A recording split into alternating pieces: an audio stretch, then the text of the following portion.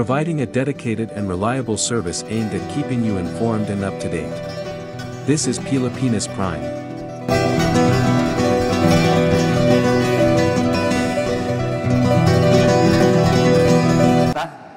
The Honorable Chairman of this committee.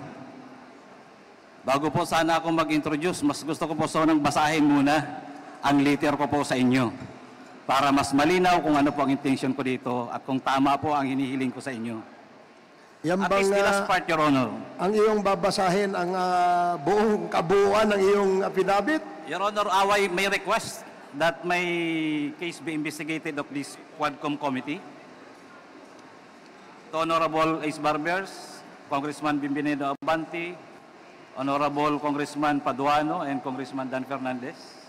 As I am asking Your Honor, at least siguro kahit ito yung last 3 paragraph, with the forum which this Quadcom will provide, I wish to express my intent to be part of the investigation. And I undertake to tell the truth and nothing but the truth, to shed light on the proliferation of illegal drugs.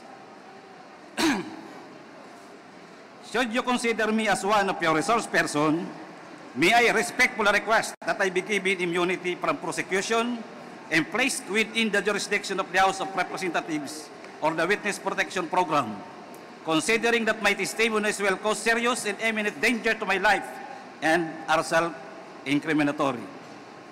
For your consideration and perusal, of course, Your Honor, I attach herewith copies of my sworn statement containing my proposed testimonies in judicial affidavit, containing my retraction of my previous testimonies during the Senate, my testimony in the court, more particularly my statement that Colonel Asierto has personal knowledge of the importation of 2 magnetic lifters containing shabu and confiscated in Manila International Container Port on August 7, 2018.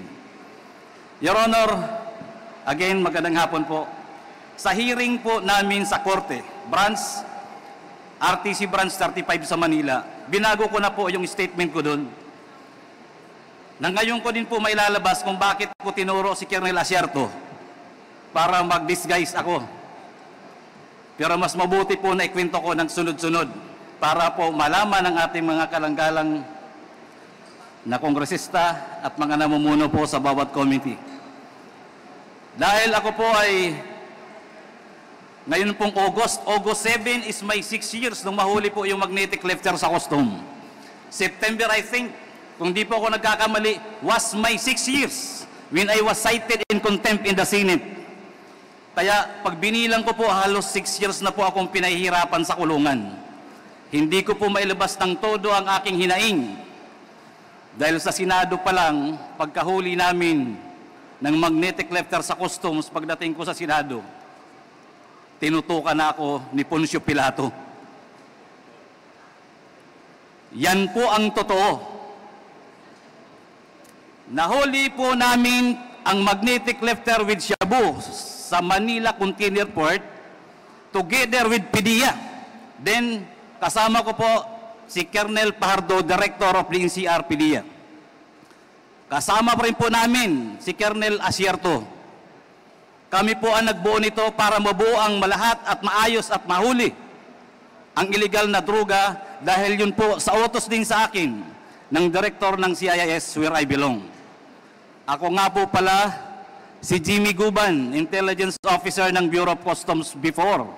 Then I was also designated as the Chief OIC of the CIS Port of Manila. Ako ngayon ay si PDL Jimmy Guban with prison number 8223 P5046. Masama po pala manghuli ng illegal na droga sa loob ng Bureau of Customs. Sumunod lang po ako sa utos ng pamunuan. Dahil noon po ay katatapos lang natanggalin ang pinuno ng Bureau of Customs. Pinalitan na galing sa PDEA na ang pangalan ay si Commissioner Isidro Lapiña.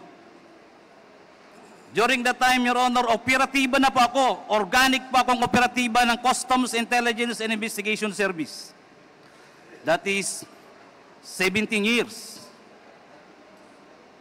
Marami pong inuutos sa akin, marami pong reports na nare-receive namin na still nandoon ang mga tao ng first family at pati sila ay nag-iimpluwensya. During their first few months, Your Honor, malami na pong nawawalang containers. Sa Port of Manila, sa Taguluan, MICP, missing. Even in our intelligence report, we received already about 7 to 10 containers loaded with shabu. Isa ho itong magnetic lifter na isiswing nila na hinabol namin, inayos ko because I was then chef. May Act 6 na ho ako sa E2M.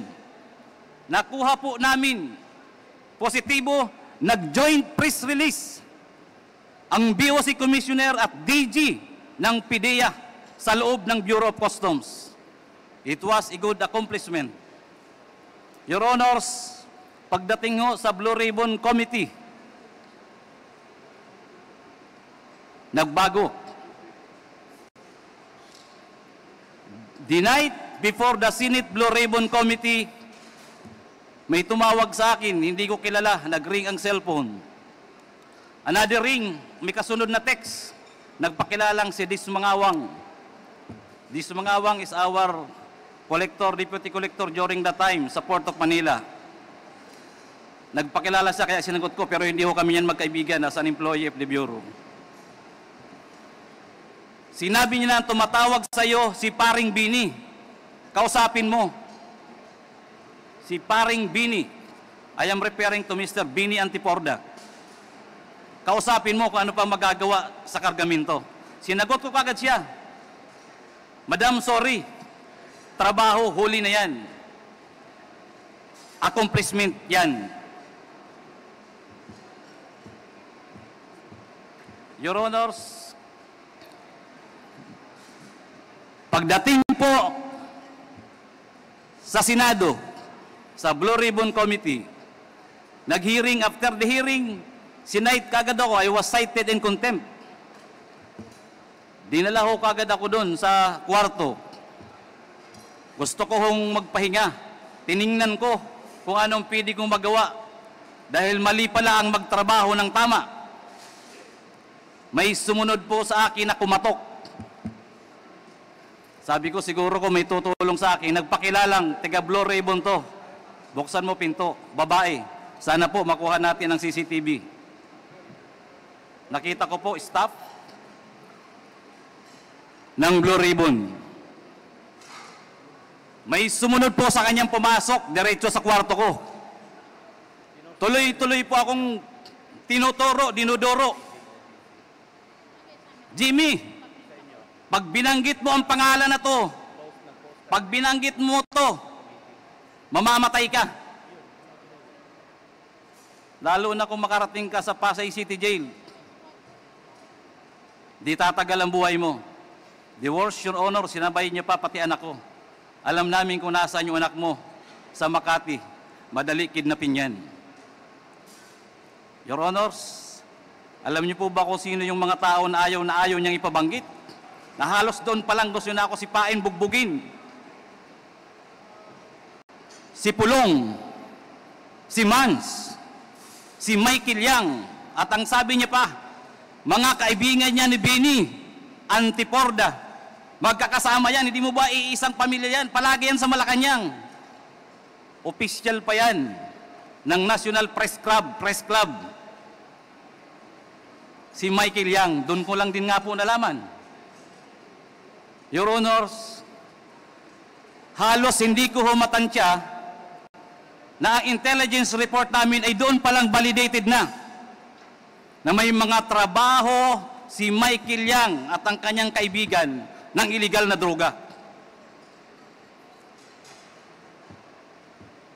Halos, sabi ko, Diyos ko, akala ko trabaho lang to. Your Honor, doon pa ako nag-isip. Nag-isip, nanalangin, at sinabi ko sa sarili ko, para safety ako. At alam kong kaibigan ko naman si Colonel Asierto at malapit sa intelligence report namin, siya na lang ang dinisguise kong importer ng magnetic lifter loaded with shabu.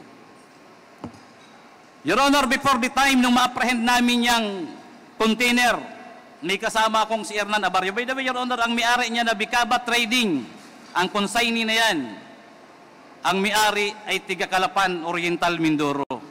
Meron akong kasama na tiga Oriental, Mindoro. Magkasabay, nalaman ko kagad kung sino si Mr. Bicaba Trading, Bidasto Cabral Barakil. Dahil si Hernan Abaryo ay tiga roon, na-check niya kaagad kung sino si Bidasto Cabral Barakil. Ang pamilya ay nandun lang ang pamilya ni Hernan ay tiga roon sa Calapan City. Si Mr. Barakil ay nagtatrabaho lang bilang traffic enforcer sa Calapan City. Bago ko yan binigay sa PDEA. Inalam at kinausap ni Agent Hernan Abaryo. Umuwi, kinausap, tinawag. Pare, paki-confirm mo na lang kung meron parating or what. Alam nyo, yung tatlong tao, normal na normal. Parang walang nangyayari sa kanila. At yung isang inchik, 2 or 3, sabi sa akin, pare, yung inchik nga, hindi takot eh. Sabi ko, bakit? Sabi niya, Michael Yang yan eh. Michael Yang yan, advance, pulong. Kami hingi na lang ng tulong sa inyo, tulong yan. Wala pong kakwinta, parang hindi po parang bang normal na normal lang. Na yung importation ay kay Mr. Bidas, ang consignee ay Bicaba Trading. Your Honor, yun pong tatlong yun, nakuha po yun ng PDEA. Invited by the PDEA or arrested. It was only presented once sa Senate. Umamin sa Senate na kanya yung kargamento, gamit. Pinakiusapan siya ni Mr. Ponichin. I'm sorry, Your Honor, wala pa akong copy. Nagaling po talaga ako sa Bucor. Nandoon po yan, nababasa po yan natin, mababasa at mababasa natin yan. And I can bring that document here. Napakalinaw ng tanong ng chairman ng Magic Blue Ribbon Committee, ng Senate Blue Ribbon Committee. Your Honor, inamin, may ebidensya, yung tatlo lang muna. Bakit nila winala hanggang ngayon? 6 na time po ako nagsasuffer sa kulungan. Ang tokha nga, double barrel, kunti lang na droga, kulong kaagad, patay kaagad. Nasaan itong tatlo? Si Mr.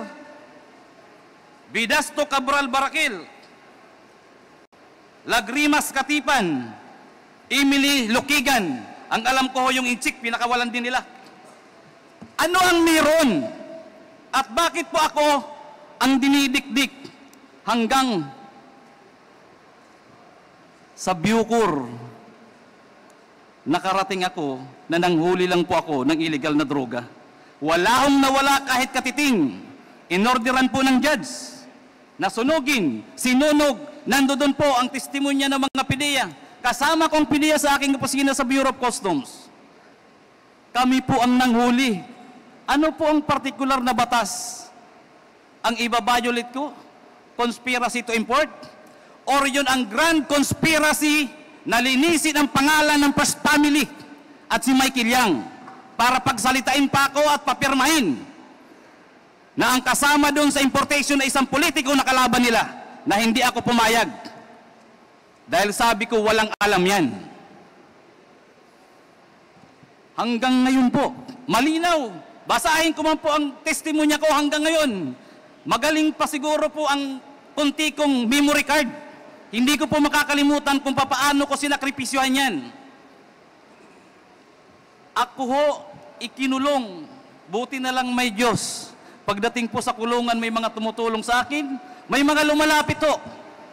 Natestigo kung sino si Michael Yang, paano nasunog ang Bureau of Customs, paano pinatay ang empleyado ng mga taga-customs.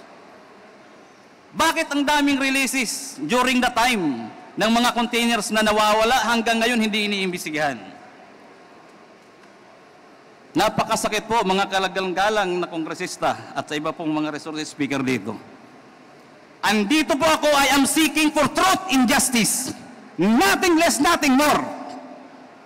Thank you, Your Honor.